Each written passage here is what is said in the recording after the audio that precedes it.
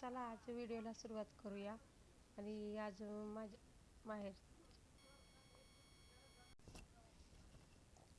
तर हे बघा माझं छोटंसं माहेर आहे. आणि तुम्हाला डोंगरातलं कुसलं गाव कसं वाटतं आणि कुणाकुणाचं गाव असं डोंगराच्या कुशीत वसलेलं आहे ते नक्की कमेंट करून सांगा.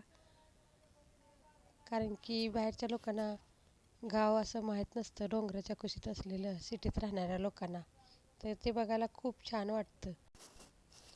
तर चला तर व्हिडिओ सुरुवात करूया. आज आपलं माझं माहेर तुम्हाला दाखवत्या. तर डोंगराच्या कुशीत हे गाव वसलेलं आहे. तर बघू शकता आम्ही आता डोंगरावरच उभा आहे. आणि डोंगराच्या कुशीत ही चहूबाजूनी डोंगर आहे आणि डोंगराच्या कुशीतलं हे गाव आहे. तर छोटंसं गाव आहे, जास्त काही मोठं नाही. तरी पण आता सुधारणा भरपूर झाल्यात. पहिलं तर काहीच नव्हतं. फक्त एक किंवा दोन किराणा माल दुकान असायची, बाकी काहीसुद्धा मिळत नव्हतं. पण आता जरा सुधारणा झाल्या. आता दवाखाना आहे, एक दोन दवाखाना आहेत. आणि 2-4 तर किराणा मालाची दुकानं आहेत. पण माणसं बाहेर जातात त्यामुळं सगळे बाहेरूनच सामान आणतात. तर हे गाव डोंगराच्या कुशीतलं वसलेलं आहे. पण इथं देवाची महिमा खूपच जास्त, ह्या गावाला देवाची महिमा लाभलेली आहे. जरी गाव छोटं असलं तर देवाची महिमा खूपच मोठी आहे इथं. तर चैत्र महिन्यात म्हणजे एप्रिल महिन्यातच या गावची जत्रा भरलेली असते. आणि जत्रा अशी असते की एक दिवस नसते, 3 दिवस अशी जत्रा या गावची असते. आणि ह्या देवाची महिमा अशी आहे की पाण्या पाण्याचा दिवा जळतो इथं.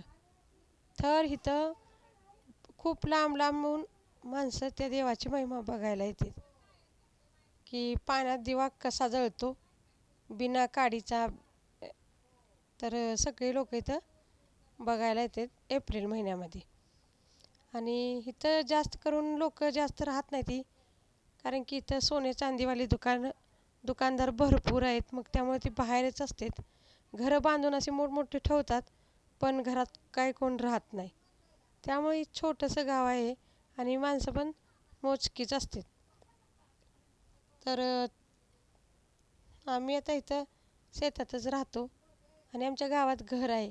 पण सगळं काम इथं असल्यामुळं एक खोली इथं शेतात बांधलेली होती वडिलांनी. तर आता सगळेच इथं शेतामध्येच राहते ते. तर हे बघा, या सगळ्या बाजूने डोंगरच तुम्हाला दिसणार. आणि हे शेत कुठंतरी हिरवंगार दिसतंय. तर आलो आहे आपण आमच्या घराच्या शेजारी. आणि गाव बघा त्या डोंगरावरनं कसं दिसते. तर सगळ्या बिल्डिंगच असतात, कारण की पैसेवाले लोक ह्या गावात भरपूर आहेत, दुकानदार पार्टी असल्यामुळे. तर आता आमच्या घरासमोरच शेततळ आहे आणि इथे काही पाणी वापरलं नाही म्हणून पाणी असं घाण झालेलं आहे. तर आजचा व्लॉग तुम्हाला कसा वाटला नक्की कमेंट करून सांगा. आणि आपण कमेंट जरूर करा की छोटंसं गाव तुम्हाला कसं वाटतं. डोंगराच्या मधोमध किती छान असा निसर्ग आहे.